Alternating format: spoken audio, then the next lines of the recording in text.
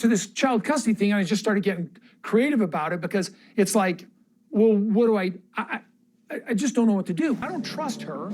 Whether she's going to be good to me or not is unknown. Christine tapped send, and in an instant, the internet ignited, like fireworks across a midnight sky. It was just one blurry Instagram story, barely in focus, but it carried a quiet kind of power. A single photo, a rough, early page from her memoir. She insists it was a mistake, that it wasn't meant to go public. But by the time she realized the damage, or maybe the justice, was already done.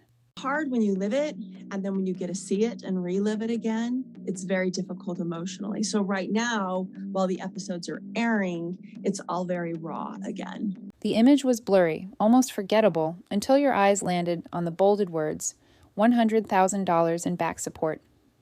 That number hit like a thunderclap, echoing from kitchen tables to group chats across the country. And somewhere in Phoenix, Cody was unraveling. Witnesses say he stormed through the airport, phone gripped so tight his knuckles turned white, snapping at anyone who looked his way. Whispers from the terminal say he kept mumbling about controlling the narrative, refreshing his feed over and over, as if every new notification might be the next knife to the chest. Well, it sort of deals with the unknown. I mean, like, you don't know what else you'll be able to do. Selling it now, would make it so we could pay off Coyote Pass, and then Janelle could actually build on it. Word is, that blurry photo wasn't just any page. It came from Chapter 7, the one where Christine finally puts it in black and white. That Cody once warned her, flat out, that if she ever dared take him to court, he'd come for every cent she ever earned. Chilling on its own. But now, placed next to that leaked six-figure number, it feels less like drama and more like prophecy. There's been no official statement, no confirmation, but fans aren't waiting. Screenshots are being zoomed, enhanced, analyzed to death. Most are convinced the figure links directly to the sealed Utah child support ruling that dropped just weeks ago. Christine yanked the post 30 minutes later, blaming publisher restrictions. But the internet, it doesn't forget. And now every blurry pixel is being examined like sacred text. Then came the real bomb. Cody, on camera, admitted he lied to Christine during the custody split over their daughter, Truly. That's when the internet cracked in half. Christine's camp called it poetic justice. Cody's defenders cried foul, shouting about privacy, gag orders, and betrayal. One legal expert even warned that if there is a gag order, Christine's post might have crossed a dangerous legal line. But behind the scenes, producers are reportedly grinning ear to ear. To them, this wasn't a crisis. It was free press, marketing gold, the kind you can't buy. And now fans have turned detective. They're combing old episodes, tallying every time Cody claimed he paid for those kids' cars, as if that makes everything okay, as if that balances the books. But let's be real. If a single photo could send shockwaves this deep, what happens when Christine stands behind a mic and reads that chapter out loud? Because that, bestie, that's when the real storm begins.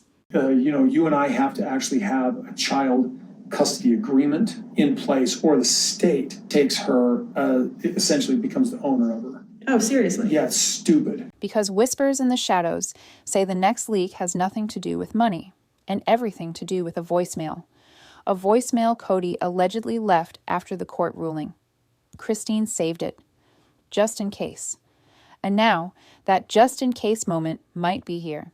Less than a day after that accidental story post shook the fandom, Christine resurfaced, this time in a studio booth. Headphones on, posture tense, manuscript pages laid out before her like holy scripture. According to a technician in the room, she kept pausing, her fingers tightening around the paper, whispering to herself, this next part might break the internet. Her publisher, a queen of celebrity tell-alls, reportedly insisted she narrate the audiobook herself, not for performance, but for truth, to capture every tremble in her voice, every pause that said more than words could. The recording schedule? Brutal. 8-hour sessions, 5 days in a row, because this book must be finished by Tuesday, September 2nd, 2025. No delays, no rewrites, no mercy. And thanks to that one leaked image, something shifted. Pre-orders exploded overnight. The buzz grew teeth. By morning, Barnes & Noble had allegedly ordered a second print run, before breakfast even hit the table. The stakes? Higher than ever. Because this isn't just a memoir anymore, it's a countdown. and the world is listening. You take Truly and you go to Utah, the most polygamy-unfriendly state in the union. You get a boyfriend who wants some of our money. And between you, your boyfriend, and the state of Utah, I lose any access to Truly and all my money because I've seen it happen to many, many people. So that's your biggest fear? Utah, a greedy boyfriend, a user, a greedy new husband, a user. Okay. Industry whispers say the most explosive parts of Christine's memoir come with tiny red flag footnotes, warning signs that what's written might dance a little too close to defamation. And just like that, the narrative shifted. Cody's public meltdown in Phoenix? Maybe it wasn't just about money. Maybe it was about secrets, about what Christine might be ready to finally say out loud. One editor who's seen early drafts claims there's an entire section comparing the Kody viewers thought they knew to the version producers left on the cutting room floor. Private rants, raw and unfiltered. Another source says Christine digs deep, unpacking how polygamy twisted faith into something darker, how Kody allegedly used religion not to uplift but to silence. None of it's confirmed, but behind closed doors, lawyers are reportedly combing through every adjective, weighing truth against risk. And as the legal team plays defense, the marketing squad is playing offense with a slow drip campaign built for chaos. One breadcrumb at a time, a line about Robin's designer tastes, a reference to Janelle's silent rage, just enough to make Kody react, just enough to make headlines. Meanwhile, TLC's cameras may already be rolling. According to one insider, producers are angling to film the book tour. Why? Because the idea of Christine signing copies while fans shout, "Pay up, Kody," is ratings gold. If even half of the rumored chapters survive the lawyers' red pens, this won't be a memoir. It'll be a guided walk through the darkest corners of a fractured family. And here's the twist. The juiciest chapter of all? It's still under lock and key. Only a handful of people have seen it. And rumor has it, it contains a voicemail. One Kody left the night the child support order was handed down. A voicemail where his voice, full of fury, crosses a line he can't uncross. Christine, now 52, recently filed a motion to establish paternity. Kody's name still isn't on the teen's birth certificate. And while that bombshell was landing, Reddit's finest were already dissecting everything, from court documents to Kody's old TLC monologues about who paid for what. Using state formulas, fans ran the math. Factoring in missed time, health costs, and 3 years of arrears, they estimated Christine's owed over $100,000. One accountant even posted a color-coded spreadsheet. The number ticked up like interest on a bad decision. What really set the internet ablaze, though? A leaked quote where Christine said Kody brushed off her plea for surgery money with, "Used cars cost less than spines." Critics went digging. Footage reemerged of Kody gifting clunky used cars to teens, while allegedly ignoring hospital bills for his daughter Isabel. His camp tried to spin it, claiming in-kind support. But legal analysts shut that down fast. Utah law only counts verified cash or real insurance, not mystery cars with shady mileage. Hashtags exploded. Pay Up Papa trended for 12 straight hours. Meme after meme, brutal as ever. And while social media burned, Kody was reportedly racing through airport terminals, searching for an outlet, maybe for his phone, maybe for his ego. One passenger even claimed he overheard talk of liquidating Flagstaff toys. Was Kody bluffing? Or had the garnishment clock already started? Because by the time his flight touched down in Dallas, it was clear. This wasn't a detour. It was damage control. Major injustice that is being done to me. It was just past midnight when flight trackers quietly logged his descent into Dallas Love Field, a shadow slipping in from Phoenix under cover of darkness. One tipster, swearing she spotted the man bun from 2 rows back, watched him breeze past baggage claim, dodge the selfie-hungry fans, and vanish into a waiting black SUV. No stops, just one heated phone call. One clipped demand. "I need it wired before noon." What came next? A meeting, whispered about in tight circles, inside a swanky Addison office park. The kind of place where boutique financiers throw lifelines to fading reality stars. Kody, they say, spent 2 desperate hours there, trying to score a bridge loan. His collateral? Next season's drama. Yes, he pitched his own chaos as currency, because time was running out. In Utah, garnishment orders move quickly. Miss a payment, and within 2 weeks, the state can start reaching into your accounts. automatically. Insiders claim Cody's first paycheck of the month is due in early July. And Robin? She wasn't helping. Frantic voicemails flooded his phone after fans spotted her alone at Target, cart overflowing with farmhouse chic decor and, no surprise, another porcelain cradle. One message leaked, just 6 words. Cody, they called. They want the dolls. No confirmation of a repossession. Yet. But fans pounced, because if Robin's prize collectibles end up at a pawn shop, it's more than bad optics. It's brand carnage. And then, the photo. A grainy Reddit snap, Cody, hunched over in a parking lot, manila envelope in hand, captioned, loan approved or denied. Place your bets. The envelope's contents? Still a mystery. But Christine's team is already bracing for impact. Sources say Cody plans to file a motion, one aimed at sealing certain chapters of Christine's memoir. The juiciest chapters. Unless, of course, she plays her ace first, the voicemail. Allegedly recorded during her darkest days, it starts soft, a sigh, then static, then his voice, raw and unmistakable. You drag me into court for $100,000 and I'll make sure no one buys your sad little book. Do not test me. That file, insiders say, is locked in an encrypted vault. If Cody tries to silence her, Christine's lawyers are ready to drop it like a courtroom bomb. And there's more.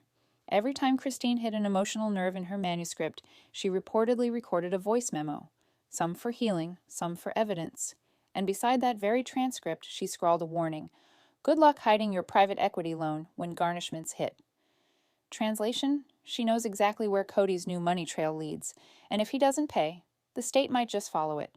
Now, behind the scenes, TLC producers are licking their chops. Sources say cameras are on standbys for real-time footage the moment legal action drops. Imagine it. Cody storming across his driveway, waving papers. Fury in 4K.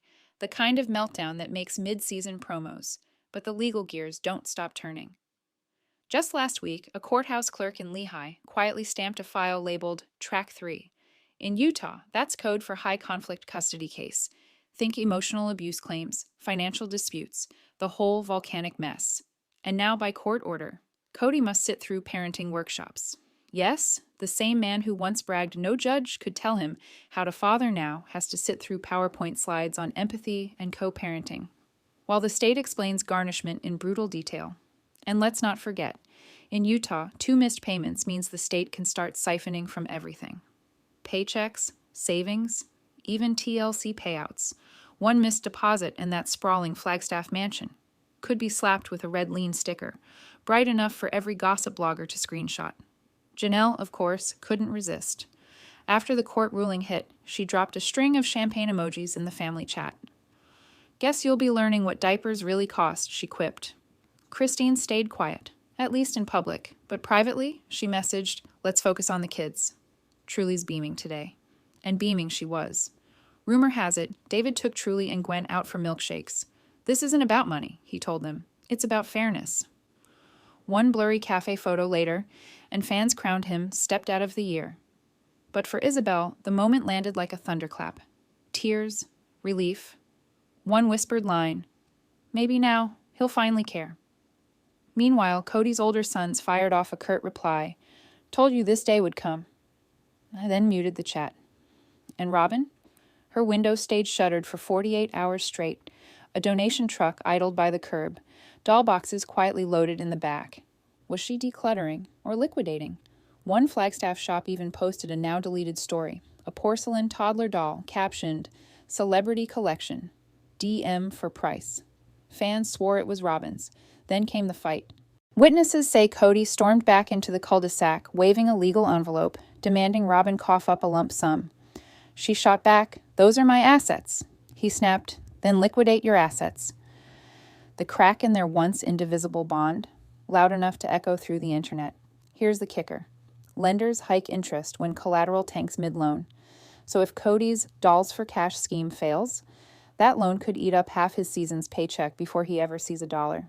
Meanwhile, Christine is still recording, still sipping tea, still underlining every receipt about doll rooms that cost more than weekly groceries. And somewhere, producers are storyboarding the trailer, Christine reading the voicemail, Cody sprinting through Dallas, Robin facing collections. It's a slow-motion implosion. $100,000 debt, one silenced voicemail, and a fractured family turning real life into appointment television. And bestie. The clock is ticking. By July 1st, the state will hit Cody's account automatically. No grace period, no appeals. If his loan hasn't cleared, Utah will collect, and fast, right on time for July 4th barbecues, because nothing screams fireworks like a court-ordered lien. So here we are, coffee gone cold, screens still glowing, and one last question. Will Cody Brown pay on time? Or will he gamble it all, brand, reputation, family, to dodge one explosive truth?